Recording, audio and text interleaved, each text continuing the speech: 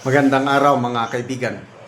Bigyan natin ng reaction, opinion itong post ni Sas Rogando Sasot. Sabi lang niya, ang mga mahihirap na mga biktima ng AJK, sabay laughing emoji. Isinare niya ang post ni Cathy Binag. Akala ko ba mahirap ang mga biktima ng AJK kuno? Dami pera, mayaman, if authentic. But, nasa Europe So, bawal magdala ng fake doon. Mukha at katawan lang pwede. Handbag identification and pricing. Ito, pinakita ni Sasasot yung tatlong kamag-anak ng mga alleged victim ng AJK. Yung mga bag nila, nandyan mga mamahaling bag. So ito, handbag identification and pricing. Left, woman in scarf, Louis Vuitton, Speedy 25 in monogram canvas. Ang presyo is $1,940 US dollars. Kung sa Pilipinas, aabot ng 111,000 pesos. Wow! Middle woman in blazer.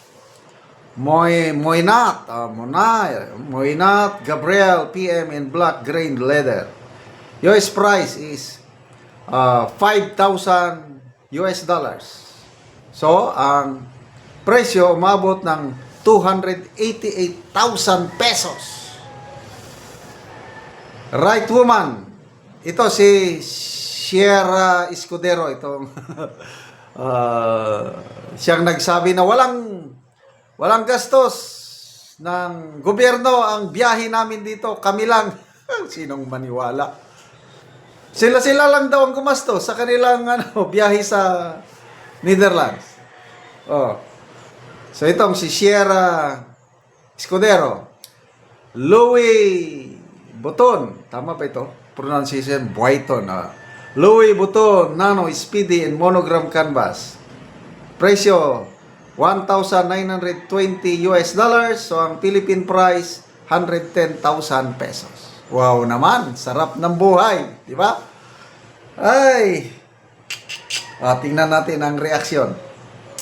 13,000 people nag-react, 9,700 ang tumatawa, 2,300 ang nag-like. Comments. Yan. Sas Rogando Sasot, sabi niya, these bag are authentic as you cannot enter Europe with fake bag. Correct. Ini-screen yan Elson Ogario, wow, ang saya-saya, mga models pala. John Esio, salamat anak, kapatid, kahit wala ka na ng dahil sa'yo, naka-experience kami ng ganito. Okay, ang aking wife, mahilig din sa ganitong bag. Kailang, most of the time, wais ang aking misis, pupunta yan sa ukay-ukay. Alam niya yung mga branded bag. Pag may nakita siya na, uy, Louis Vuitton, Vuitton, o kung ano pang mga branded, tingnan niya na, maganda pa. Nako, kung minsan yung tindera, hindi niya alam yung mga branded bag, nabibili lang niya ng 500, 1,000. So, ako, misis, nakabag ng branded. Kaya lang, most of the time, okay. But one time, namasyal kami sa US, aming anak doon, noong 2024. Yung anak ko, Mami, halika. Pinasok niya sa outlet. Pinapili. Mamili ka, branded bag. Ayun. Binilan siya ng, I don't know anong pinili ng wife ko. Talagang bago. Kaya lang, yun nga, mahal. Alam ko yan, aabot ng $1,000 ang isa, yung mga mas lower quality. Kaya lang, yung iba, ay talagang mahal. So, ang sarap, magpunta sa ICC. Tapos sabi nila, wala daw gastos ng gobyerno. Sino maniwala doon? TG Joyce, not Tural, may free European tour. May pocket money pa for shopping, casino, of course. Pasalubong. Talagang niloloko talaga tayo. Yung pagpasok ng ICC noong December of 2023, unang binulgar ni Marlica. Tapos yung video testimony ni Saldico, sabi niya, mga politiko ang gumastos sa mga ICC. O ngayon, pinatunayan ng 18 Marines. Pinalit nila around 115 million pesos, 2 maleta. Kinonvert to dollars. So, halos 2 million US dollars diniliver umano kay ex-Senator Trillanes. Bagay na pinabulaanan, pinasinungalingan naman ni Trillanes. Expected yan.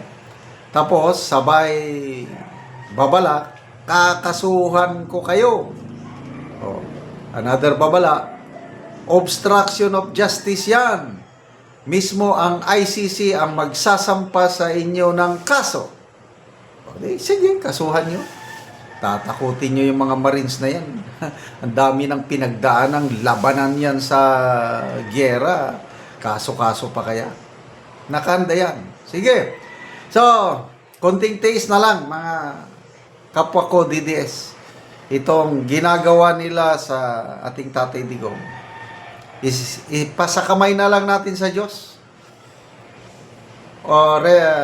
Romans 8:28. All things work together for good to those who love God, to those who are called according to His purpose.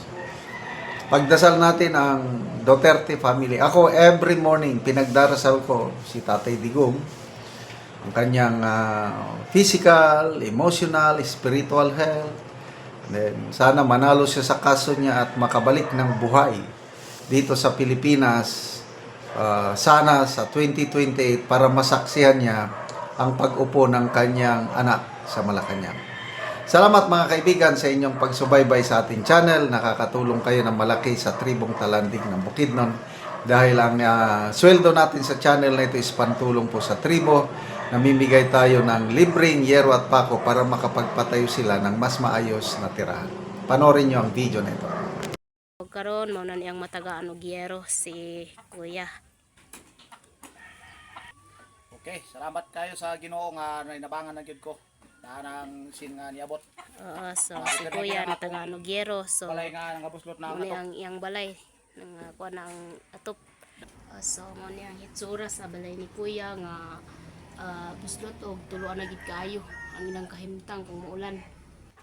So di pang sapahan na lang og sako. Tungod sa di na makaya og ulan. Kay dili na sa makaya kung ulan, sapa na lang og sako. At haron tayo mamada ko kuan. Kabente.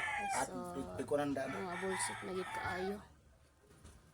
Kita na. So karon Kuya, pila na ni katuig ang imong balay nga bulsot naman na nanay mga tulo kung ulan. Kuan na ni siya ka tuig, 15 na ni ka tuig unya tungod sa tong kawadon. Ang sin nga akong na gamit ani so nakatong pinakanipis na gid sa tanan mo nga So pagkakaroon. dali ra siya makuan na daot. Dali ra gyud kay nipis man. Tungod So sa kanipis kay di man ta makakayo baga gyud nga asin. so pila na imong edad Kuya? Kuan ako karon 41 So na ko. na kay anak. Na ako'y duha ka anak kunya tangan naga-eskwela. So si Kuya. So ang imong panginabuyan Kuya, Kuan ra mag-uumara gyud so mag-uumara. So si Kuya natagaan og yero so makaatop na gid ka karon Kuya. So patap na gyud ko karon dako akong kalipay og pagpasalamat sa nagpasiyugdaan ning programa. Ang atop na ako nga naguba na gyud so Maalista na. Sige, sige.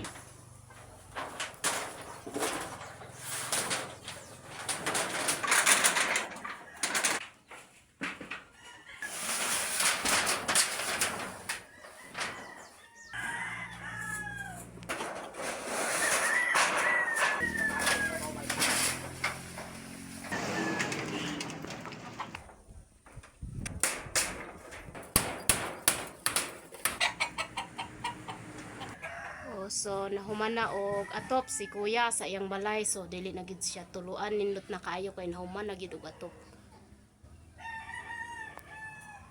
Daghang salamat sa grasya sa Ginoo nga nakaatop na gyud ko sa akong balay.